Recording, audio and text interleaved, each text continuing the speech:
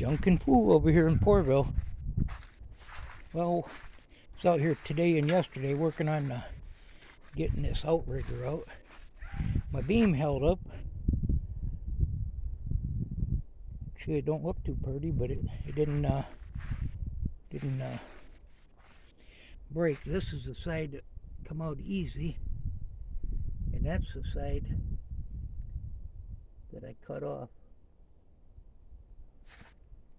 So this video is pertaining to how to get rid of or to remove a seized outrigger. If anybody's ever watching this and is having the same problem, I cut it off. But if you watch some other videos, you'll see what I did to try to get it out. Trying to ram that ram through there. So there's part of it. I cut it off flush. I'm going to have to redo this anyway, so I thought, well, I'm not getting over everything else I've tried.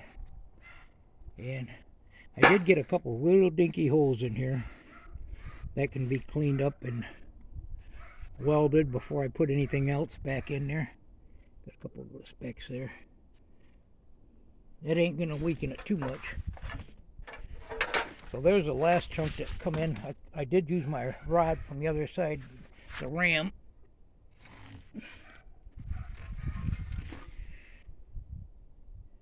And you really couldn't see in there.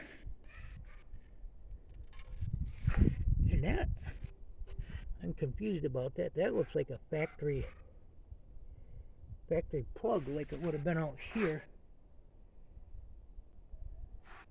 And that would have been to the back. This would have been to the front. So apparently there's just empty holes that don't go to nothing in there. Because there is nothing in there. So yeah, if you watch a few of the videos, and then today and yesterday was cutting on it. Had to go get some more oxygen this morning. And just a little while ago, we got the ram to come through this side. Went a little too far with it. Went to pull it back and it was catching on this lip. Instead of trying to pry it over, we did try to pry it, me and Debbie did, but we pushed it out farther and cut it off because I didn't want a truss going all the way through and have it stuck in there for some reason. Not as much fun as this was getting out. So it's actually fairly clean. We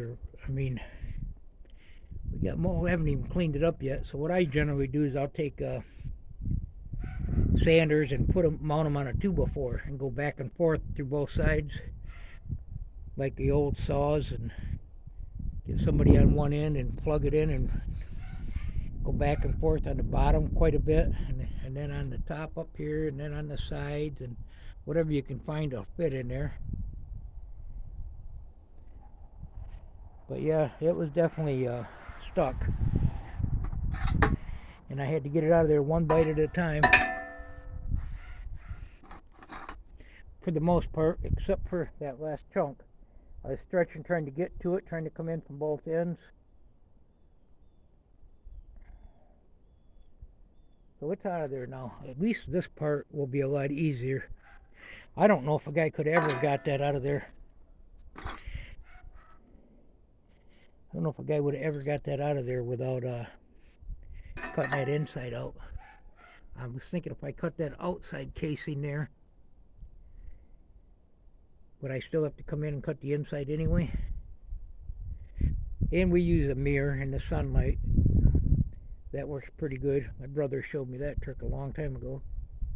And we actually had a lamp strapped up on the other end, plugged in, trying to get some light through here.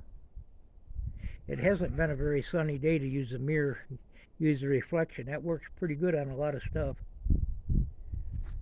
But yeah, there's some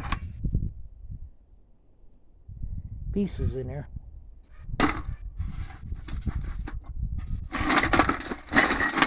I did get some bigger chunks out on the closer to the edge.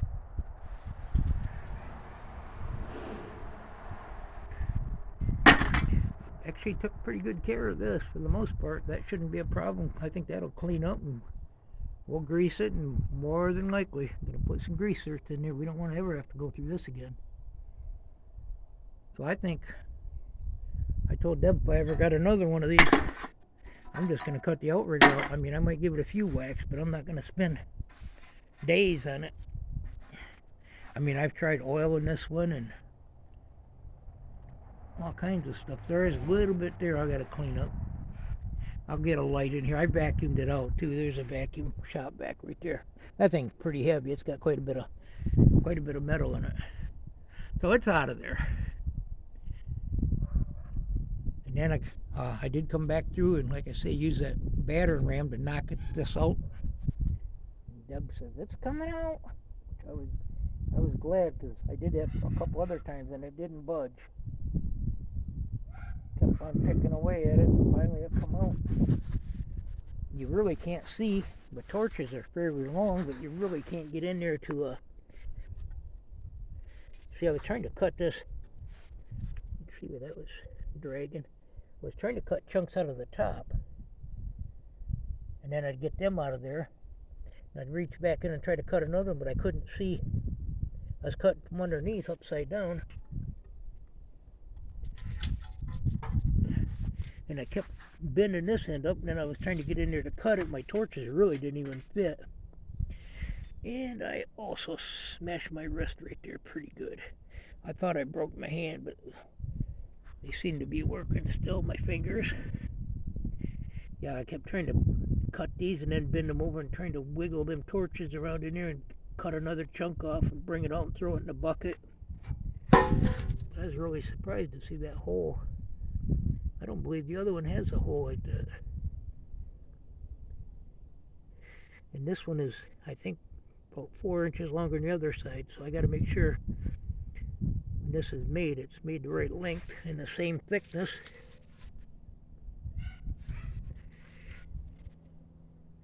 Now the yard's got a couple old cranes they tore apart. I don't think it's anything close to this one, but that can be made up. I'll probably tear it apart and look at the cylinders and see what I got to do to them. Well, this is the junk and pool over here in Porterville. Just thought I'd do a video. We're glad to get this done. So I went and got oxygen today. What was it? $48, and it's usually about $30 for that size of a tank. And I think they used to be less than that. So everything's going up. Now this hole, I ground that down a while back because there was a piece of steel sticking here, and I almost think somebody welded that there to try to push that outrigger out with some kind of a press or something. I think that's what that one come from.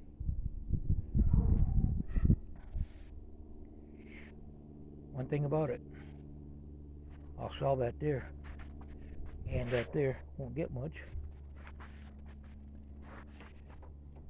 And this, I decided to cut it off. I thought, well, if I ever found myself doing another one of these, let's hope not. I thought it'd probably be a different size anyway. But it all worked. It's out of there. Not as easy as I'd like, but it's gone now. Anyway, hey, thanks for stopping by Porterville. Go find a project or pass on it. I can't say as I'd blame you. Goodbye now.